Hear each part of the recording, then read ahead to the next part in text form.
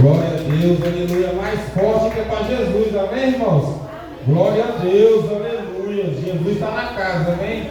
Vamos abrir a vossa Bíblia em Lucas, capítulo 15, no versículo 11.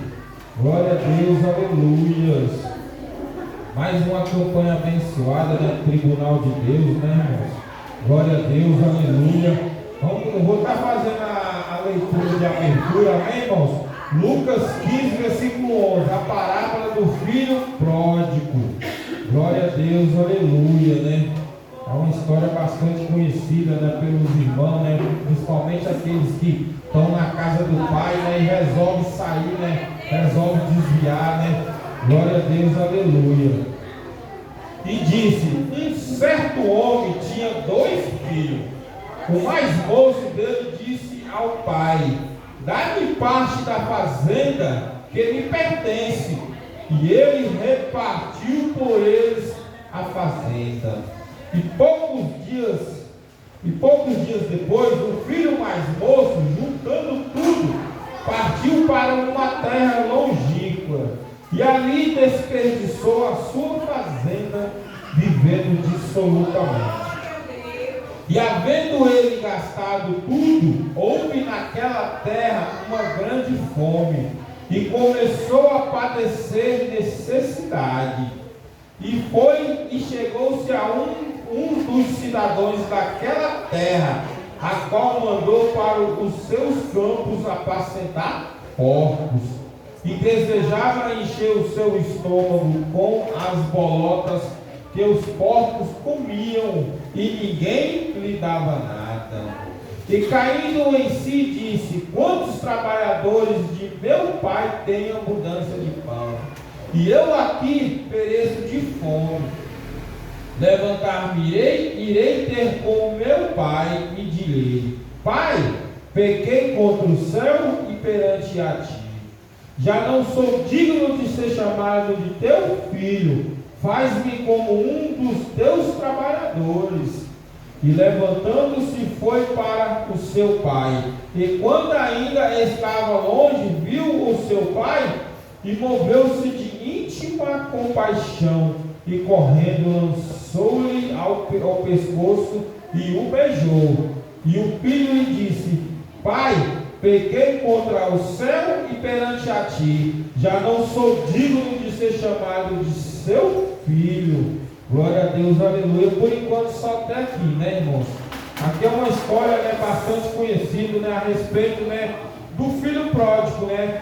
Um pai, né, que tinha 2 filhos, né? Tinha o mais velho e o mais moço, né? O mais novo, né? O mais novo chega para o pai, né? Pai, dá-me parte da herança que me pertence. Por quê? Porque ele queria ir para o mundo, né? Ele queria gastar aquela herança ali, né? O pai, sem ter muito o que fazer, sem ter muito o que pensar, deu a parte para aquele filho, né? Dividiu a herança para os 2 filhos. Está aqui a sua parte, meu filho, faz o que você quiser. E o que aquele filho pródigo ele resolveu fazer? Ele arrumou toda a sua bagagem, né? E foi para o mundo. Foi fazer o quê? Gastar aquela herança, gastar aquele dinheiro com as coisas do mundo ali, né? Só que quando acabou o dinheiro e ele viu que ninguém lhe dava nada, o filho pródigo ele começa a pensar, ele começa a meditar, né? Porque o emprego que ele arrumou foi cuidar de porcos, foi ir para uma fazenda e mexer com porco, né? Andar todo sujo. E o que aconteceu ali? Ele começou a pensar, né? Quantos trabalhadores tem na casa de meu pai, né? E ele começou a raciocinar. Aqui no versículo 17, né? E caindo em si, disse: quantos trabalhadores de meu pai têm abundância de pão, e eu aqui pereço de fome. Levantar-me-ei, irei ter com meu pai e direi: Pai, pequei contra o céu e perante a ti. Já não sou digno de ser chamado de seu filho. Faz-me como um dos teus trabalhadores. O filho pródigo, né, ele começa a pensar: lá na fazenda do meu pai, lá na casa do meu pai, lá tem muitos trabalhadores e lá não falta pão. Já que quando eu era filho, eu tinha herança, lá eu não fazia nada. E ele começou a pensar: não vou voltar para a casa do meu pai, que lá pelo menos eu vou poder trabalhar. Lá pelo menos eu vou fazer alguma coisa, né? Já que eu gastei minha herança. O que eu acho interessante, que no momento de desespero daquele filho pródigo, ele procura até querer trabalhar. E quando ele era filho, que ele não tinha pedido a herança, ele era filho, ele ficava ali, na mordomia, nas coisas do pai. Só que ele gastou a herança, ele começou a pensar, não, se eu voltar para a casa do meu pai, eu vou ter que trabalhar. Eu vou ter que fazer alguma coisa lá na fazenda do meu pai. Se eu voltar para a casa da minha mãe, se eu voltar para a casa da minha família, pelo menos eu vou ter que trabalhar, eu vou ter que procurar um emprego, eu vou ter que acordar, eu vou ter que raciocinar. Entendeu? O raciocínio dele era esse. Porque ele estava passando fome e depois que a herança acabou, ninguém lhe dava nada. Entendeu? A maioria dos filhos pródigos, eles só acordam quando eles estão na lama, quando eles estão trabalhando, mexendo com o porco, quando eles estão ali jogados, que ninguém realmente dá nada mesmo não. Por quê? Porque quando acaba tudo, os amigos fazem o quê? Vira as costas. Os amigos não querem saber de você mais não. Acabou o dinheiro, meu amigo, acabou a amizade. E ali o filho pródigo, ele falou, não, vou voltar para a casa do meu pai. E ali ele vai dizer, pai, peguei contra o céu e perante a ti. Já não sou digno de ser chamado de teu filho. Faz-me como um dos teus trabalhadores. E ali ele tomou uma atitude. Levantando-se, foi para a casa de seu pai. E quando ainda estava longe, viu o seu pai e moveu-se de íntima compaixão. E correndo, lançou-lhe ao pescoço e o beijou. E ali o que acontece? O filho pródigo, ele se levanta e vai em direção à casa dele. Vai em direção ao quê? À casa do pai.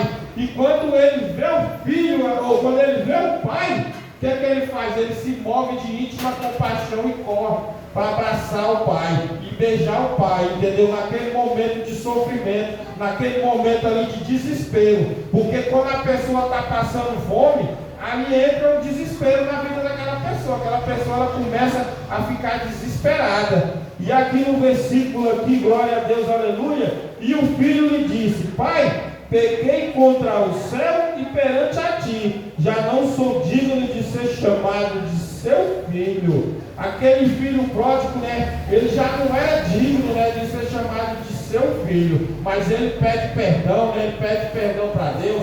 Pede perdão para o pai, né? E o pai faz o quê? No versículo 24, só para estar finalizando. Porque esse meu filho estava morto e reviveu. Tinha se perdido e foi achado. E começaram a se alegrar. O pai, ele se alegra quando o filho pródigo, ele volta para a presença, volta para a casa do pai, né? Porque lá fora, nós éramos considerados como mortos, entendeu? Nós não tínhamos vida, nós estávamos perdidos. Mas quando a gente volta para Jesus, quando a gente volta para o caminho certo, que é Jesus, o pai, ele se alegra, ele faz uma festa, ele comemora. O pai fez uma festa, colocou vestes novas na vida daquele filho. É isso que o Senhor, ele quer fazer com você. Ele quer comemorar, ele quer abençoar, ele quer colocar vestes novas, ele quer mudar o quê? A nossa história. É só isso que o pai, ele quer fazer. Amém? Glória a Deus, aleluia. Tem alguém que quer uma oportunidade, quer contar um testemunho, quer dizer uma bênção que recebeu, quer falar que Jesus te ama, que Jesus está voltando, que o Senhor é meu pastor e nada me faltará? Tem alguém na casa do Senhor? Amém? Eu vou passar a oportunidade então para a obreira Cristina, amém? Deixa Deus usar. Deus está usando ela mesmo, então deixa o Senhor operar, amém? Vamos receber a seta do Senhor com palmas, amém, irmão? Glorifica, viu? Jesus está na casa, amém, irmão? Glória a Deus.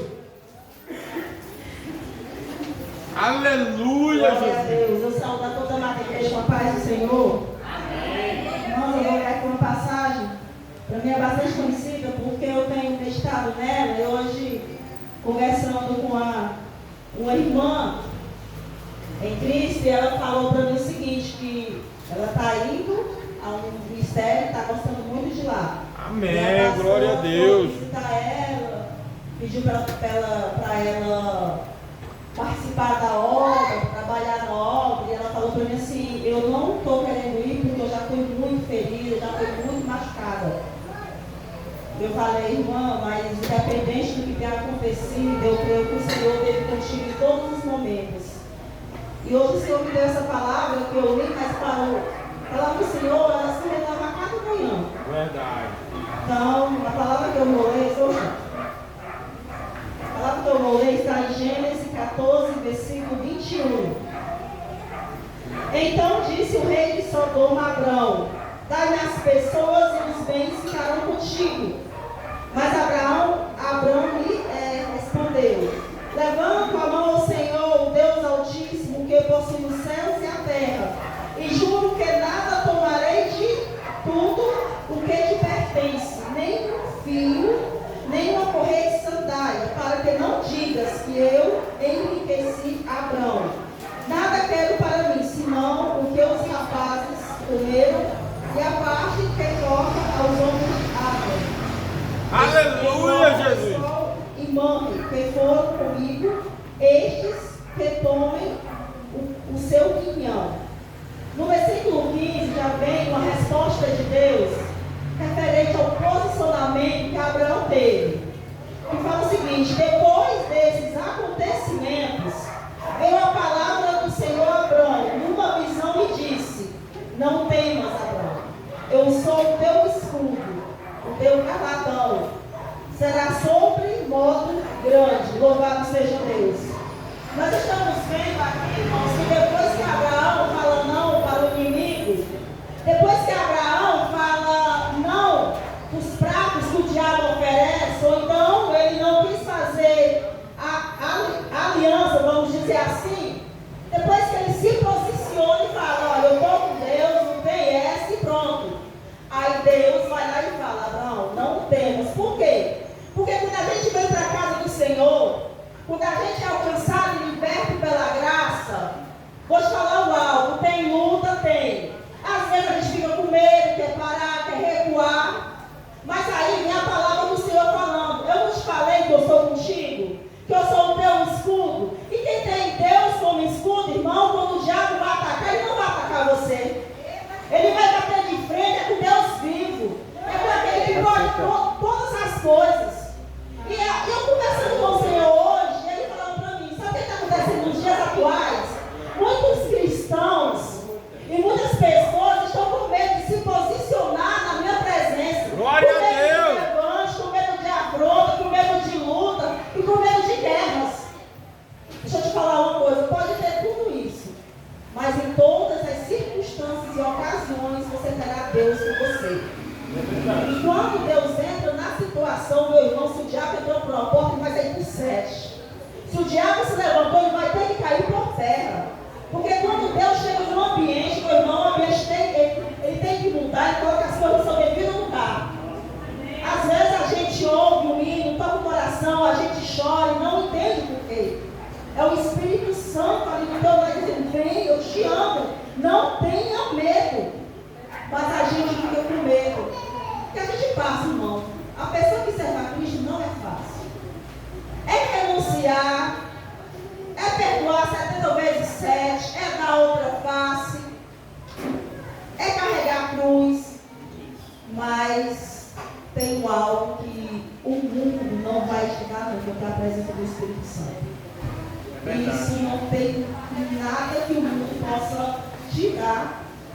Nada comparado, nada. Então, irmãos, não tenha medo. Se você sente que Deus está te chamando, se você sente que Deus é contigo, aleluia, Senhor. Não temas, porque Deus é contigo. Amém? Agora essa mesma oportunidade.